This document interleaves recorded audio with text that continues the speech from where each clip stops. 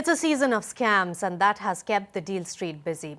Jignesha is forced to sell his exchanges, and Uday Kotak has been quick in taking the opportunity by picking stake in MCX.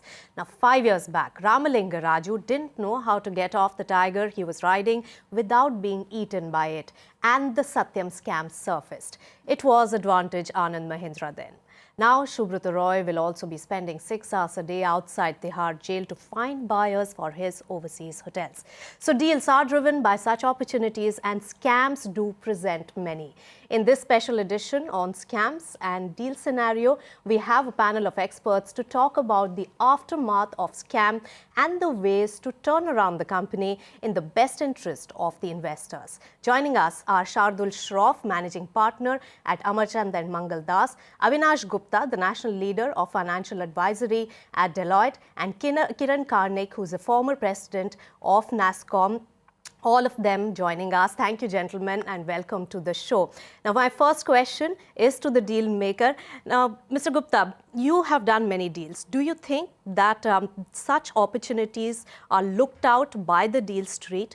And do you also think that, can we say that a good scam is what everybody likes, and there could be a high risk, high return kind of an opportunity that everybody looks out for? So I think I think what you're saying has many elements of the truth in it. There are many ways of looking at it. So clearly, from a deal maker's perspective, I think obviously there is always opportunity to be had in crisis. So if somebody has too much leverage, you know that something needs to be done to sort the leverage. If you know that a promoter family or a family is having issues around succession or running a business, there are opportunities around it. If there's a tax problem somebody has, that there could be some opportunities around it. So clearly, from an opportunity point of view, crisis breeds opportunity. But from a more strategic point of view, companies would have a perception of what they want to do strategically. So it's just not that they will jump in and do something, but clearly if there's a crisis, there is a point in time where one could possibly get in, get something at the right price, at the right valuation, and make a better margin or a better return than one would in normal times. So we'll talk more about the dynamics in the deal scenario, but let me go across to Mr. Shroff. Mr. Shroff, you have closely handled the Satyam situation. Now, we have a living example in NSCL scam that just broke out some time back, and we are still in the process of handling it. What do you think is your analysis on how are we handling this? Have we learned enough from the past experience? I think there is still no consistency in the process which should have been followed. If you see the Satyam matter, which was one of the most fast turnarounds which took place in relation to an Indian company, it was based on a suo motu action of the company law board, and they set up a procedure, they set up an interim board of governance, and it is only as a result of the process which was initiated by the company law board that the title and the process, by virtue of an auction, resulted in a quick sale of the company and a turnaround. I don't see that having happened in the context of either NSCL or MCX. I don't see that having happened in the context of Sahara or any other company which needs a clean title to be transferred to the purchaser. Mr. Karnik, let me get a view from you. You have also been closely related with Satyam transaction and the entire situation. Do you think that now, in this scenario, are we better equipped to deal with such scams? Well, we've had a number of lessons in the past in terms of various corporate frauds, scams, call it what you will. And the government has taken a number of proactive steps to try and facilitate the investigation, understanding, maybe even preemption of these. I'm happy with the way things have moved, but I'd have liked to see a lot more expertise built up. These kinds of investigations require a great deal of subject-specific expertise, and the government is beginning to do that, but the organizations like the SFIO, which is the Serious Frauds Investigation Office, need to be strengthened in terms of being able to investigate this thoroughly. The other important thing is that tons of data which the government collects on companies, and we certainly need to see how we can do a great deal more of data analysis to be able to almost preemptively figure out which company is going where, other things happening that seem out of the way? Is there something that raises a red flag in some sense? And these steps are beginning to happen, but I do see the need to do a lot more and far more quickly with a great deal more expertise, some of which may exist with the government, but they should feel free to tap in expertise from outside to do things like analytics, do a lot of modeling to see where things are going, begin to understand what are the indicators of of some kind of fraud beginning to happen.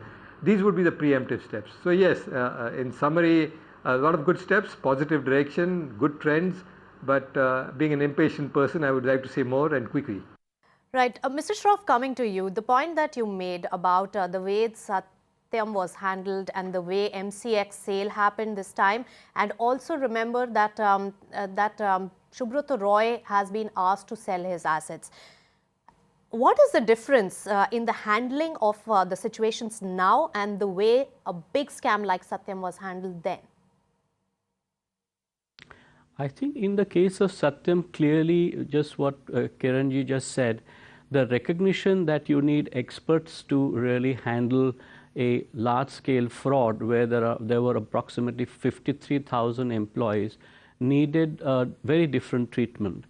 This arose out of an admission of a fraud by Mr. Ramalingam Raju, and therefore the first step which actually is necessary is to remove the wrongdoer of the control of the company.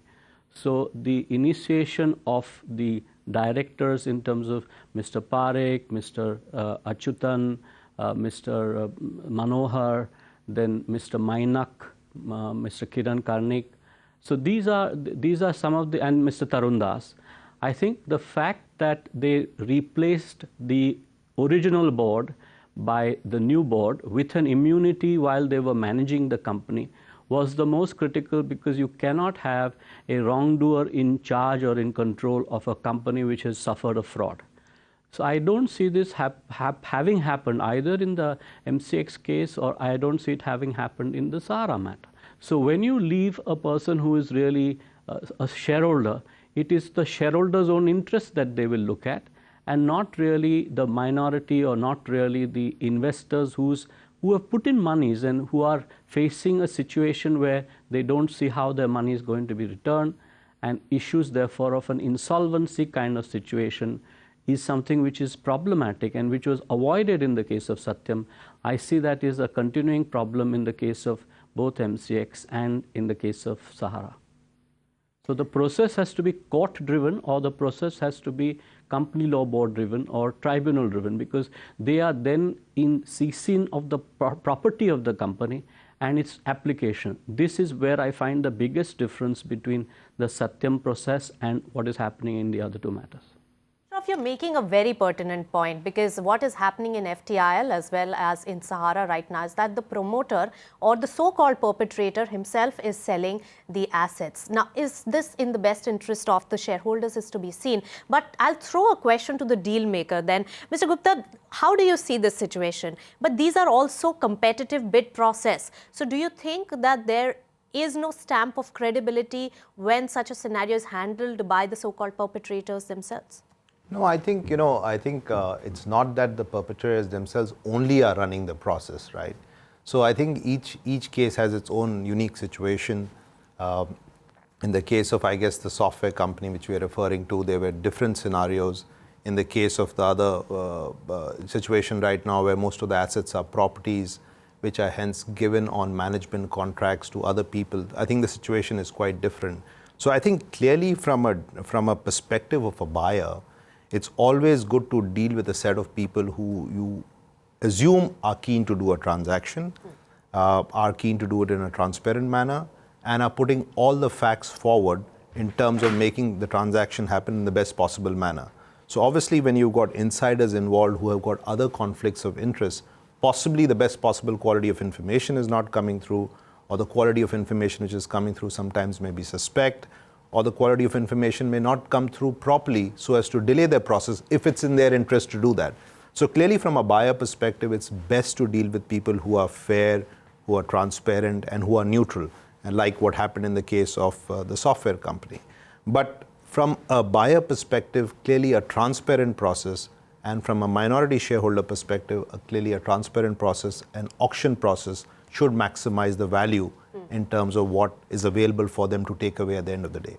But I'm also curious to know that while you are handling such special cases, is there a special attention also given to other factors rather than just a competitive bid through which the best price is discovered? Or do you think that the credibility, image of the new promoter is also kept in mind and has any role to play in the sale process? In terms of the credibility of the buyer, I mean, that's obviously important, because if you're coming into a large situation which there is a lot of public noise, a lot of negative news, where the regulator, possibly the government, possibly the business community is keen to sort out quickly to give the right positive perception, then if you have a high quality strategic buyer with the right kind of credibility coming in, it makes things easier, because then the asset clearly is going to a better set of hands than even it was in previously.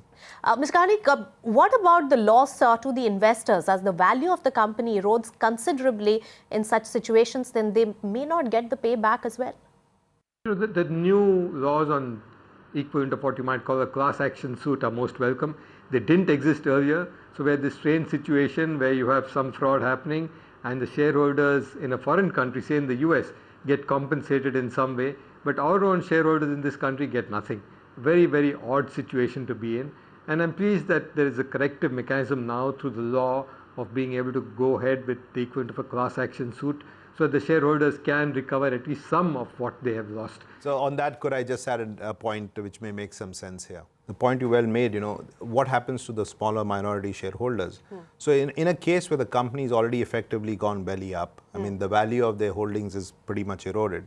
So if you have a right kind of partner come in and buy that company, possibly whatever is left of the company is more valuable than it is today. Right. So it's not necessarily wrong that the money is not going to the shareholders, but is going into the company, or as part of the wider transaction, part of it is also going to the existing promoter or the existing shareholder. The ultimate value for those shareholders is higher than where they are today, so they're better off. Okay, so you say that, but I'll pose this question to Mr. Shroff then. Mr. Shroff, what do you think in such cases? Is it handled well? Do the investors get their return? And I would like to also bring about one point, that is, after 5 years of investigation, SEBI has come out with its ruling on Satyam case, has barred Ramalinga Raju and Associates, and has also said that all the money will be recovered. There will have to be a payback to the investors along with a high interest rate. Do you think it's a stiff enough order? A lot of critics say, though, that it is good in intent but may not be practical.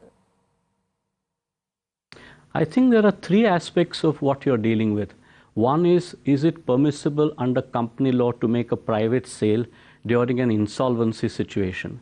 If you see the provisions of Section 453 of the Companies Act 1956 and the provisions of Section 334 of the Companies Act 2013, then the sections, both the old law and the new law, provide that a sale in the midst of an insolvency period is void. And this is a very serious issue that has to be seen as to why, what is the advantage of making a private sale if the transaction is going to be invalidated.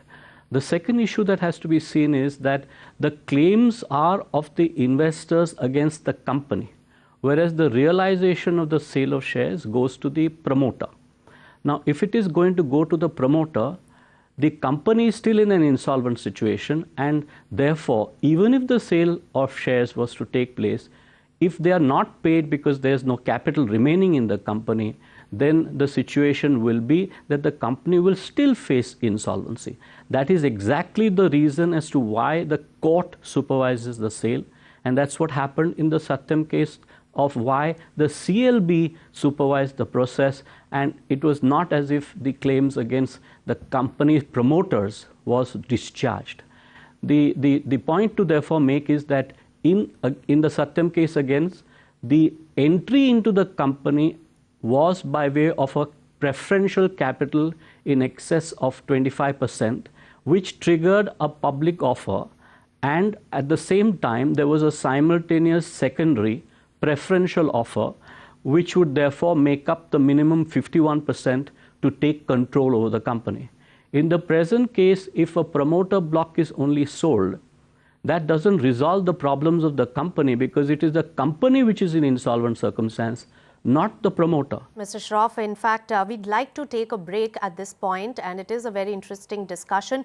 What we have discussed is the aftermath and the turnaround of a scam hit company and how best the Indian system is capable of dealing with it. But we'll come back and discuss what are the ways of preventing such and what are the various factors which play a role in spotting a wrongdoing in a company way ahead of a scam which is unraveled in a company. Stay tuned for all that and more coming up on Dealmakers.